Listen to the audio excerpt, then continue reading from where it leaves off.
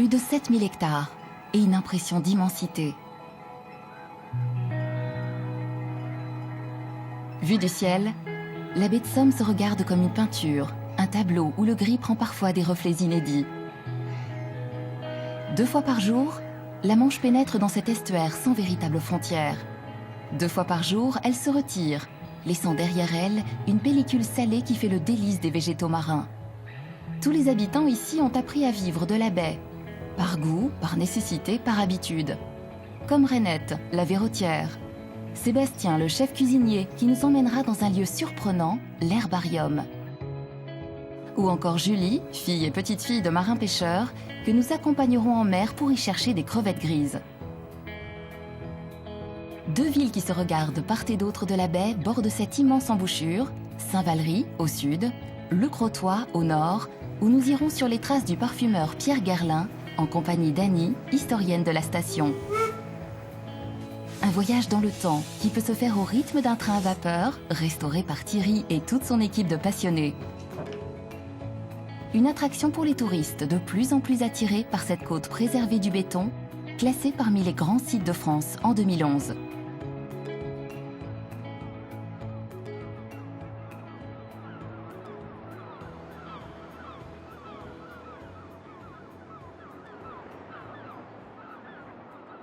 La baie de Somme se découvre à pied, à marée basse. Ici, tout est plat, mais pas sans obstacle.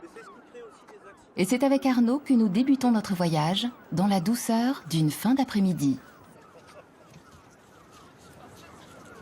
La baie de Somme, c'est un endroit qui laisse insensible personne. On est dans l'ordre du passionnel. C'est pour ça aussi que je suis finalement un très faible voyageur. Je voyage tous les jours. J'ai l'avantage, c'est un milieu qui vous fait voyager en permanence. On revient demain, on aura des lumières différentes. On aura un sol différent par le mouvement des marées. Voilà, qui sont hyper compacts et beaucoup plus sombres et volumineux d'ailleurs. Sa mission du jour, guider son groupe jusqu'à la plus grande colonie de phoques de France. Près de 500 animaux qu'il prend soin de ne pas approcher de trop près.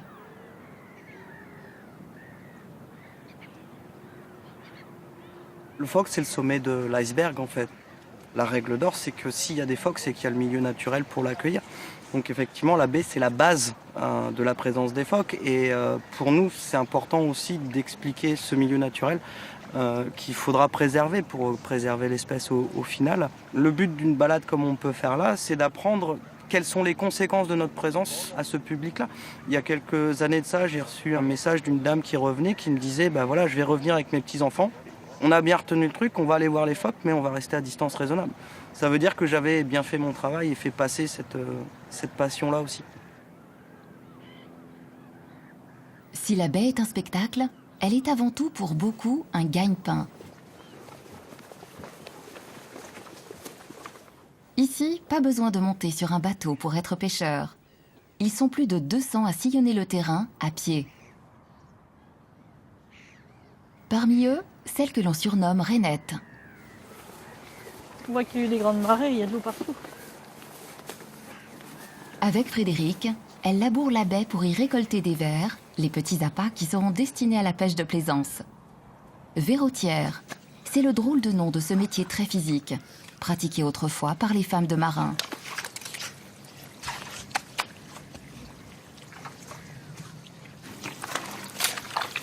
Mes parents faisaient ce métier-là, donc je suis tombée dans le bouillon quand j'étais petit.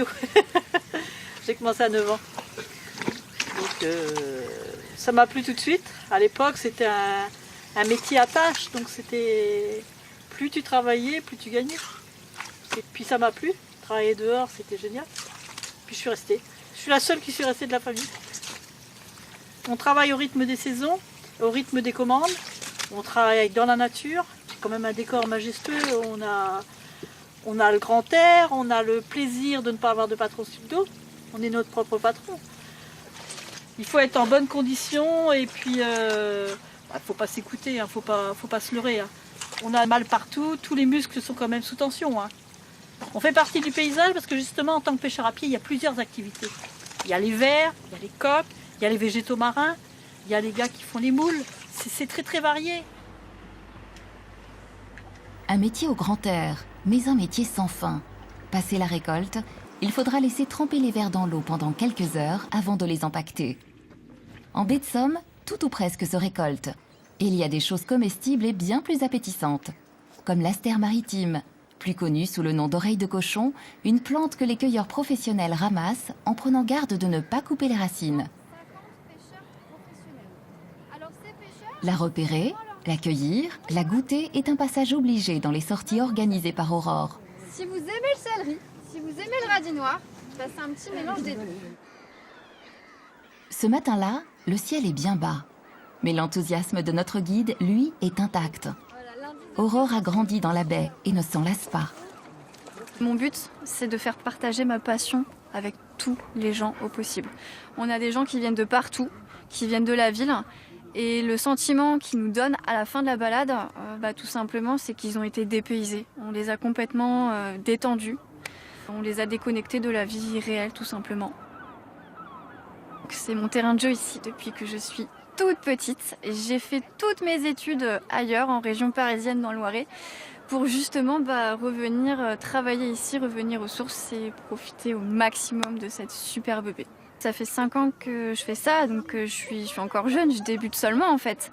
Mais je m'en lasse pas du tout, et que ça soit avec ce temps gris, un super beau soleil ou même avec une petite pluie, de toute façon on est obligé de s'adapter. Et je me dis qu'on a quand même de la chance d'être dehors, pas être enfermé dans un bureau constamment. Notre bureau c'est vraiment la nature, quoi. Donc on a vraiment pas à se plaindre. On se balade, on fait partager notre passion.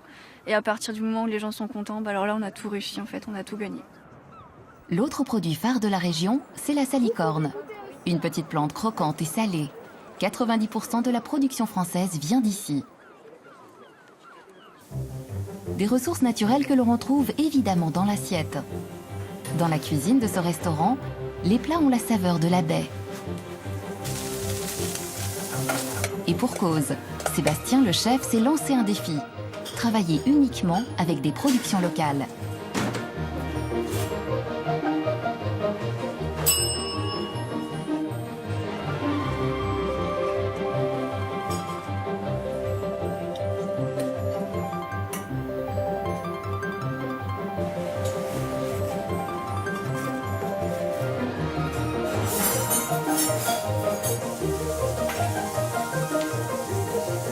Les petites herbes de la baie, donc la salicorne, soude, un peu de fleur de monnaie du pape, et ça c'est une nonne mère qui va finir de cuire en fait le maquereau.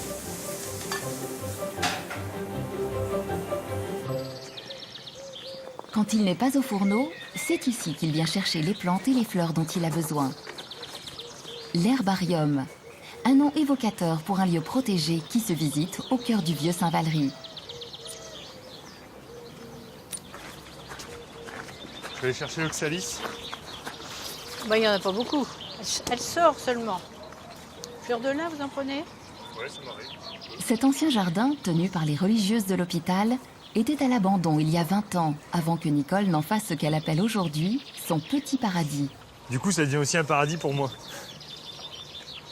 C'est-à-dire qu'ici, en fait, ils ont réussi à réunir un maximum de plantes que je ne trouverais pas forcément facilement dans la nature. Et l'avantage d'ici, c'est que tout est réuni au même endroit. Parce qu'il y a même des plantes sauvages qui conservent, qui font pousser ici. Ça m'évite de faire quelques kilomètres pour aller les chercher. Tout est ici, quoi.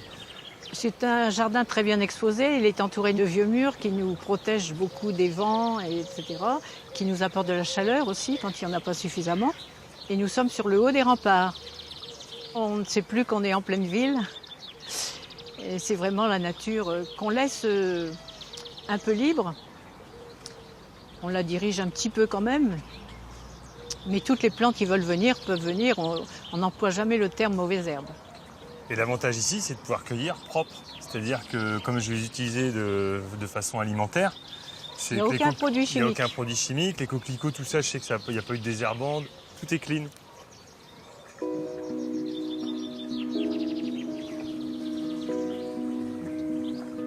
À Saint-Valery, la nature s'est donc invitée là où on ne l'attendait pas. À 2 pas des rues médiévales de la ville haute et des murs en galets de l'église Saint-Martin. Protégée par ses remparts, la ville domine une terre limoneuse qui permet bien des cultures. Quelques kilomètres plus loin, nous voici désormais dans la ferme de Florent, un maraîcher qui cultive bio. C'est ici notamment que notre chef cuisinier vient s'approvisionner en fruits et légumes. Oh, regarde, une bien grosse. Comme ça, quand tu vas croquer dedans, tu vas t'en foutre partout. Regarde-moi celle-là. Elle est énorme. Ah si, t'as réussi. Il l'avait dit que j'allais m'en mettre partout. Notre objectif à nous, restaurateurs, enfin en ce qui concerne le mien d'objectif, c'est de mettre en avant tous leurs produits, montrer qu'en baie de Somme, même en Picardie, il y a une multitude de produits qu'on ne connaissait pas. À Saint-Valery, par exemple, on était des gros producteurs de carottes de sable. Le Warrien, donc le Valéricain à la base, on dit que c'est un maqueux de carottes, donc un mangeur de carottes. Voilà, il y a une grosse aussi partie maraîchère dans la vieille ville de Saint-Valery-sur-Somme à la base. Mais même moi, qui suis sorti de l'école hôtelière en 2005, je ne savais pas qu'il y avait autant de produits. Et même à l'école, c'est même dommage qu'on ne nous apprenne pas ça. La baie de Somme, terre nourricière depuis toujours. Un territoire, un terroir qui offre de belles récompenses à tous ceux qui se donnent la peine de le travailler.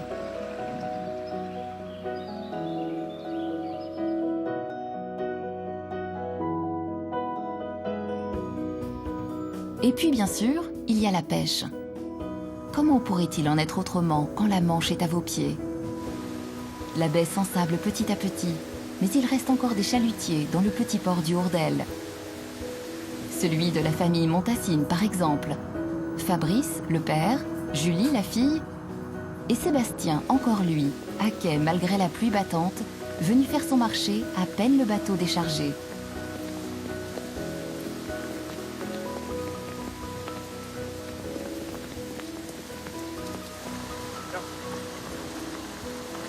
Ouais, je prends les chipirons. Avec Fabrice, ça permet aussi d'avoir des trucs qui ne se trouvent pas ailleurs. Ça, c'est des petits calamars, ils appellent ça des chipirons. Donc là, ça va me permettre de faire découvrir ça aux clients. Il y a mes grosses crevettes qu'il m'a sélectionnées. Voilà la caisse que je t'ai faite. La petite pêche, il m'a mis les petits barbets, Quelques blanc blancs sèche, sèches. ok, et puis le petit saumon. Donc ça, c'est rare. Quelques sardines, tu les prends? Ouais, les célans, je les prends, et puis je vais te prendre une dizaine de chinchas. Ce jour-là, la prise fut bonne pour l'équipage, après plusieurs heures passées au large.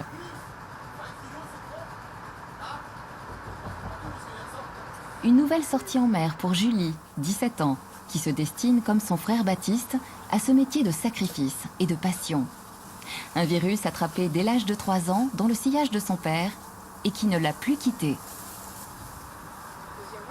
Je pourrais pas changer de métier. Si on m'enlève ça, c'est pas possible. Un jour, j'ai été une semaine sans aller à la mer. Fallait que j'y retourne, quoi, parce que pas possible. J'ai été élevée dedans, donc pour moi, c'est inévitable de travailler dedans. On sait jamais ce qu'on va ramener. On sait jamais d'avance. C'est bien ça. On se dit qu'est-ce qu'on va pêcher aujourd'hui, quoi. Combien, quelle quantité, où ça surtout. Ça me passionne toujours autant d'y aller. C'est pas une contrainte de me dire oh je vais à la mer, ça m'embête. Au contraire, je pense pas oh on va rien pêcher, il y a mauvais temps, il n'y a pas de soleil, je vais pas voir mes copains, rien de tout ça. C'est intéressant de se dire qu'on est la 6e génération puis qu'on veut continuer l'entreprise familiale. C'est entraînant, quoi. C'est une fierté un peu d'un côté. De se dire j'ai repris la boîte de mon père, quoi.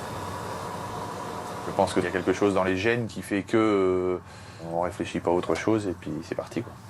Quand j'étais gamin, il y avait déjà des vieux qui disaient fais pas ce métier-là, tu vois. Je parle en patois, mais ils me disaient ne fais pas ce métier-là.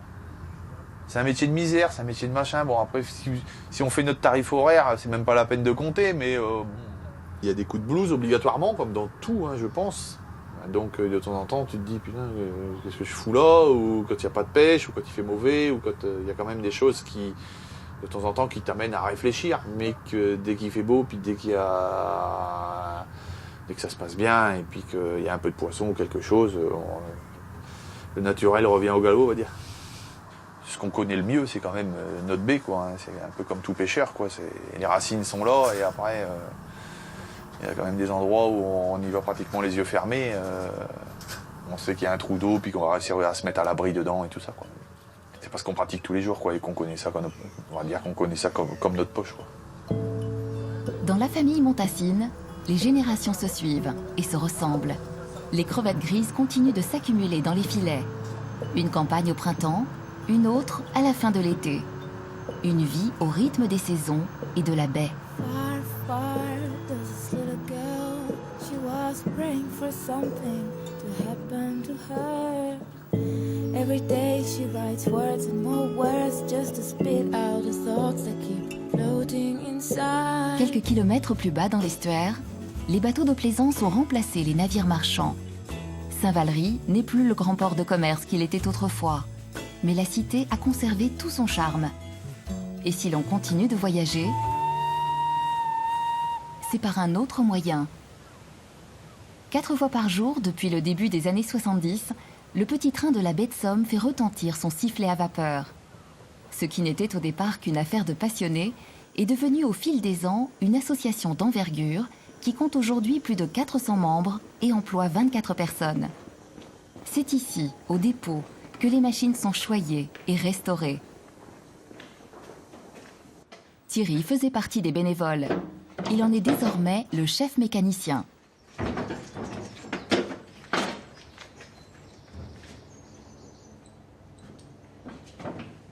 La baie de Somme sans petit train, ça serait... On pourrait plus s'en passer, je crois, maintenant. Tous les gamins qui vont à l'école, tout ça, tous les dessins qu'ils font, c'est des trains à vapeur. Les panneaux qui indiquent qu'il y a un passage à niveau sur les routes, c'est des trains à vapeur. Au début, il y avait quoi, 5-10 000 voyageurs. Maintenant, on est arrivé presque à 200 000 voyageurs.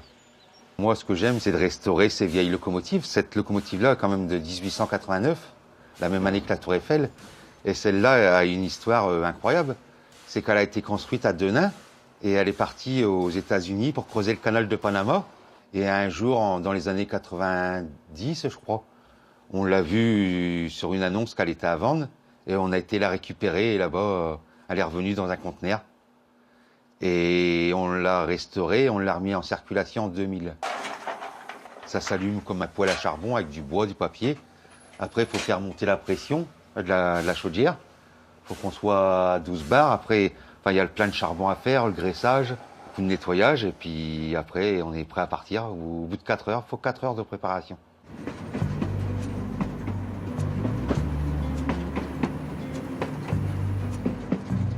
Nous voici donc partis pour un trajet hors du temps, sur une ligne qui fut autrefois celle des bains de mer.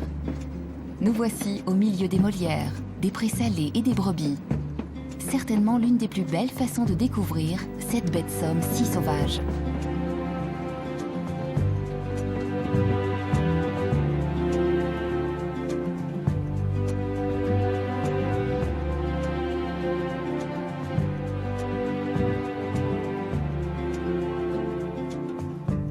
Black lover, rise again. Black lover, I'm your man. Since I heard your name, nothing is quite the same out in the golden rain.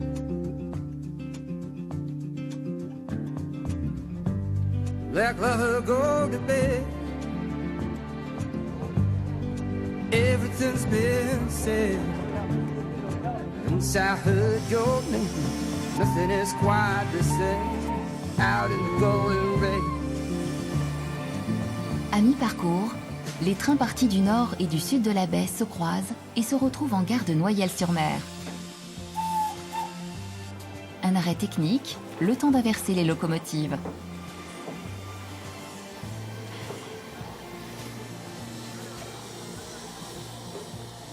Une petite pause dans ce trajet qui relie deux villes que tout oppose, Saint-Valery et le Crotoy, si proches et si lointaines à la fois.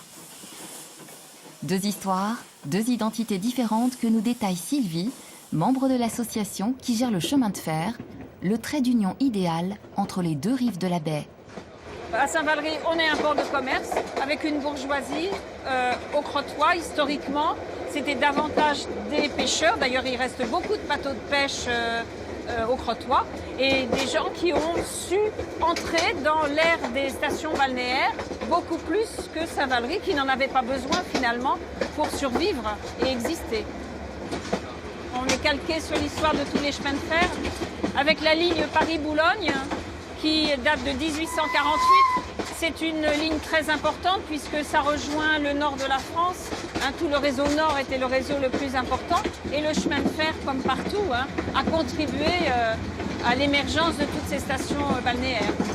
Et sur ces trains, sur ces rames avec ces vieilles voitures, eh bien, il y a des gens comme Colette qui venaient en vacances au Crotoy. Eh bien, elle fait exactement comme nous. Elle prenait ce train, ces voitures, et elle venait en villégiature au Crotoy. En débarquant du train, voilà le paysage que les voyageurs peuvent découvrir. Une exposition plein sud, une plage de sable fin. Le Crotoy a conservé les attraits qui ont fait d'elle une station balnéaire prisée dès la fin du 19e. Grâce au chemin de fer, les estivants arrivent d'Amiens, d'Arras ou de Paris. Parmi eux, quelques célébrités. Colette donc, mais aussi Toulouse-Lautrec ou Jules Verne avant elle. Avec Annie, historienne des lieux, nous partons à la rencontre de celui qui fut le premier à déceler le potentiel de cette côte, Pierre Guerlin. Il y fait construire cette villa, qu'il appelle son petit manoir, mais pas seulement. Pierre Guerlin, donc l'inventeur des parfums, était né à Abbeville tout à fait à la fin du XVIIIe siècle. Et évidemment, il connaissait cette région, il connaissait cette baie. Et très tôt, il a souhaité ici installer un établissement de bain, un hôtel-établissement de bain. Ce qu'il fait dans les années 1850. C'est le premier grand nom ici et c'est un des précurseurs pour faire ici une station balnéaire. Il a senti que c'était un endroit qui pouvait être exceptionnel. Et le Grand Hôtel, pendant un certain temps, a très bien fonctionné. Après, malheureusement, les problèmes d'entretien, les problèmes de guerre font qu'il a été démoli après la Seconde Guerre mondiale et il n'en reste rien. Mais c'était vraiment un des points phares de la station balnéaire. Nous poursuivons notre balade en empruntant quelques rues typiques où les petites maisons de pêcheurs rappellent le Crotoy d'autrefois. Mais c'est bien sur le front de mer que se trouve la signature de la ville. Avec ses 2 tourelles dont il tire son nom, cet hôtel est un repère pour les promeneurs et offre une vue imprenable sur l'estuaire.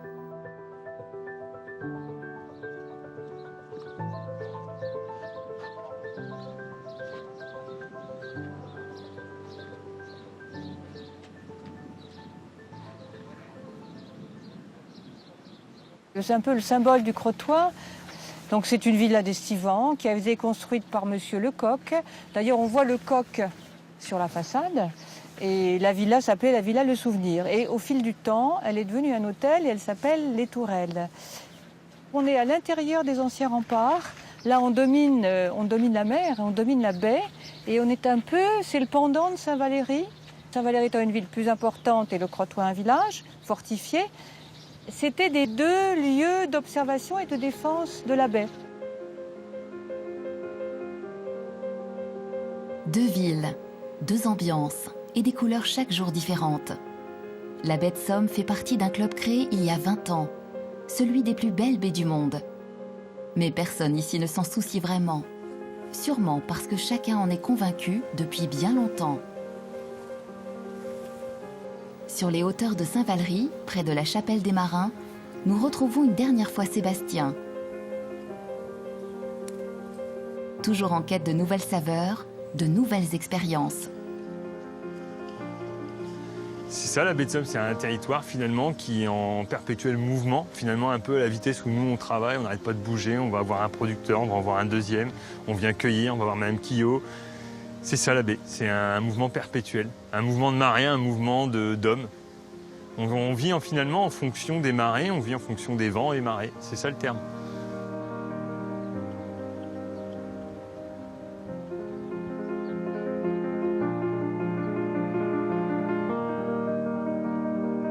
La Somme, ce petit fleuve côtier qui parcourt la Picardie d'est en ouest, a donc décidé de finir sa course ici, dans un final grandiose. Derrière ces paysages paisibles se cache une vie animée. La nature y a tous les droits, l'homme toute sa place. Et aussi loin que l'on regarde, rien ne semble devoir interrompre cette belle harmonie.